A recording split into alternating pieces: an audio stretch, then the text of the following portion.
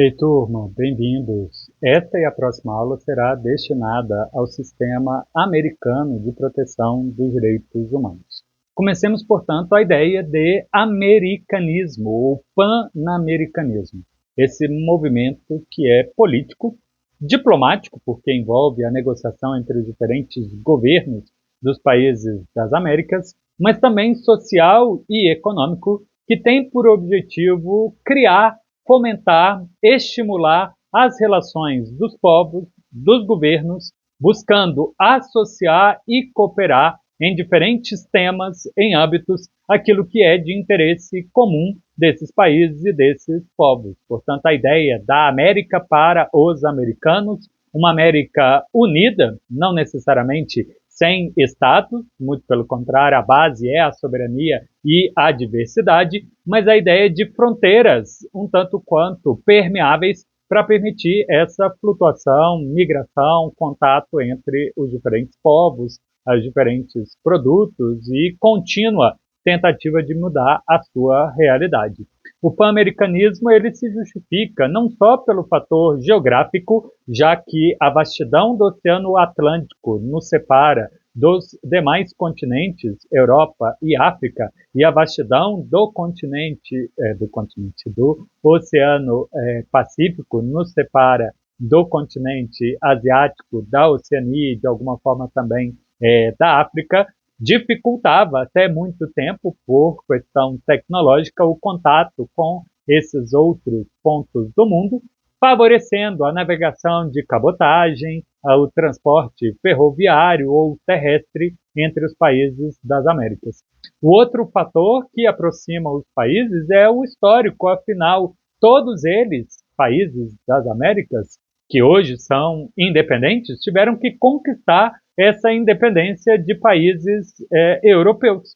E a partir da liderança dos Estados Unidos no projeto do monroísmo, leiam a letra pequena e o material de apoio no Canvas para explicar essa ideia dos Estados Unidos meio que criar uma reserva para si, mas liderado pelos Estados Unidos, acabou ressoando porque encontrou essa vontade também dos demais países de deixar os europeus à distância.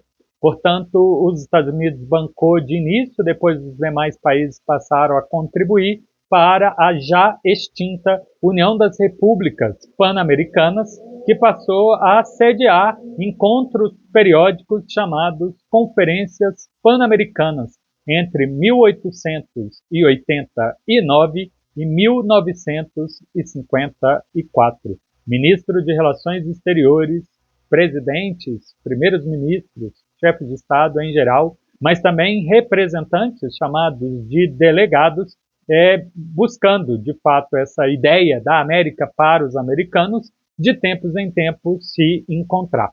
Vejam, 1889 está bastante antecipado se comparado à experiência universal da Liga das Nações e Organização Internacional do Trabalho, bem antes ainda da Organização das Nações Unidas. Mas fica claro que esses encontros seguiram até mesmo depois da ONU ter sido criada. O maior exemplo da identidade pan-americana se configurar realmente um regionalismo, porque não só lidam com múltiplos temas, um regionalismo multipropósito, como também firmaram tratados, mas chegaram também a criar a Organização Internacional. A primeira delas, logo na segunda Conferência das Américas, 1901, no México, criou-se a OPAS, ou OPS, Organização Pan-Americana da Saúde, os países reconhecendo que a malária, a cólera e outras doenças são permeáveis entre si, vírus, mosquitos, que exigem um esforço não só para combater juntos, mas pesquisar ferramentas de melhorar a qualidade de vida das pessoas. E ela existe até hoje. A conferência de 1933, que foi a 7ª conferência, é muito importante, porque também de forma prematura se assina um tratado sobre direitos e deveres dos Estados. Antes de, em 1948, na conferência específica de Bogotá para a criação da OEA, Organização de Estados Americanos, em substituição à União das Repúblicas das Américas, se assina também a Declaração Americana dos Direitos e Deveres do Homem. Então, o ambiente americano foi sendo construído paralelamente a uma entidade de todas as Américas para o tema de direitos e deveres, mas a partir de 48 passa a conviver com a OEA.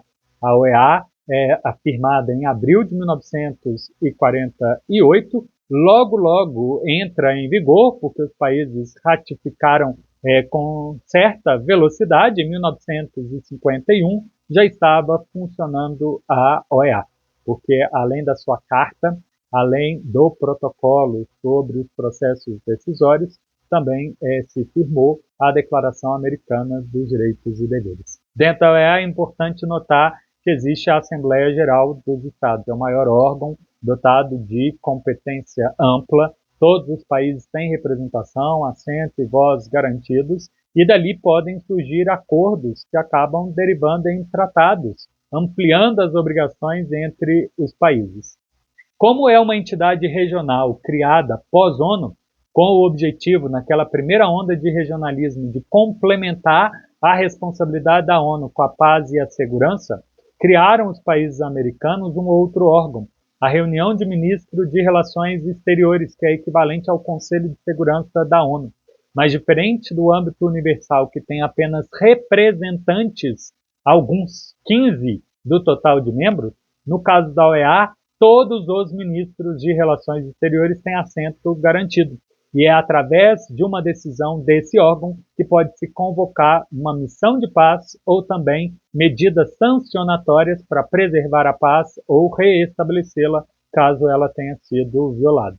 No tema da nossa disciplina, direitos humanos, são importantíssimos, portanto tomem nota e prestem muita atenção quando forem estudar no material de apoio a existência da Comissão Interamericana de Direitos Humanos, cuja maior função é ser um órgão consultivo, e a Corte Interamericana de Direitos Humanos, cuja, óbvia, maior função é julgar casos que envolvam violação dos direitos humanos. Existe ainda um terceiro órgão, o Conselho Interamericano Econômico e Social. Esse último tem espelho na ONU, mas a Comissão Interamericana e a Corte Interamericana de Direitos Humanos não tem espelho exato na ONU, até porque no âmbito universal, a Corte Internacional de Justiça lida com qualquer tema de direito internacional, enquanto a OEA só tem uma corte específica para lidar com temas de direitos humanos. Um detalhe importantíssimo, só estados podem ser acusados da violação dos direitos humanos no sistema americano. Um estado pode denunciar um outro estado, ou a Comissão de Direitos Humanos pode denunciar um estado membro desse sistema americano. Apesar de indivíduos, empresas, sociedades, associações, sindicatos e outras formas de pessoa jurídica também poderem ser violadores de direitos humanos, o sistema americano conta apenas de uma promessa de estados julgarem, estados vigiarem, estados prometerem uns aos outros a não violar os direitos humanos e, dessa forma, se houver necessidade, tem a corte à disposição. Uma nota aqui, por favor, não fazer sigla com as entidades, porque as iniciais de Comissão Interamericana de Direitos Humanos e Corte Interamericana de Direitos Humanos daria a mesma sigla, CIDH. Internacionalmente, com muita frequência, quando se faz a abreviatura, sigla se faz para corte. CIDH, se aparecer, presuma que é a corte.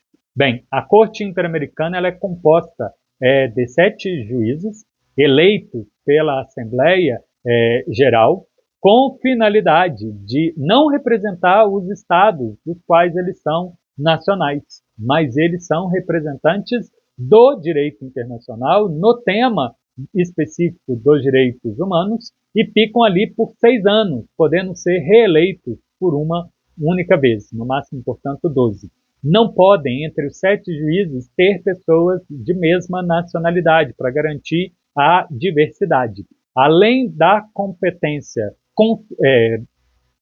contenciosa, de processo, de disputa, que a Corte vai emitir decisões nas diferentes línguas da OEA, o espanhol, o português, o inglês e o francês, apesar deles também poderem firmar línguas de trabalho específico de um processo, fazer tudo em uma só dessas línguas, o usual é que seja todas. A Corte Interamericana também tem função consultiva. Os estados e a OEA podem perguntar a ela qual seria a melhor interpretação de um tratado para cumprir as obrigações no que envolve os direitos humanos. Já a Comissão de Direitos Humanos também tem 7 membros, mas fiquem atentas e atentos, eles serão eleitos para mandatos de apenas 4 anos, podendo ser reeleitos, no máximo, portanto, ficar 8 anos. Como da Corte não pode ter entre os 7 pessoas de mesma nacionalidade para garantir a diversidade, e a principal função dela é promover o respeito dos direitos humanos através do conjunto das suas funções. Realizar estudos e divulgar esses estudos com relativa frequência, pedir informação para os estados de como estão implementando os direitos humanos, como está na Declaração Universal e nos tratados firmados entre as Américas, encaminhar recomendações para os estados que são parte desses tratados, ou no mínimo que são parte da OEA, porque nem todo estado parte da OEA assumiu compromisso específico com um tratado. Mas também a comissão recebe petições de indivíduos violados, que se sintam violados, de terceiros ou de organizações não governamentais, não só para contribuir para as suas investigações, os seus estudos, não só para contribuir para produzir o seu relatório obrigatório anual que tem que ser entregue para a Assembleia Geral, mas também de recebendo efetivas denúncias, especificamente de estados, encaminharem uma petição que iniciará um processo de julgamento junto à Corte Interamericana por violação dos direitos humanos. A gente dá sequência nisso no próximo vídeo. Até já!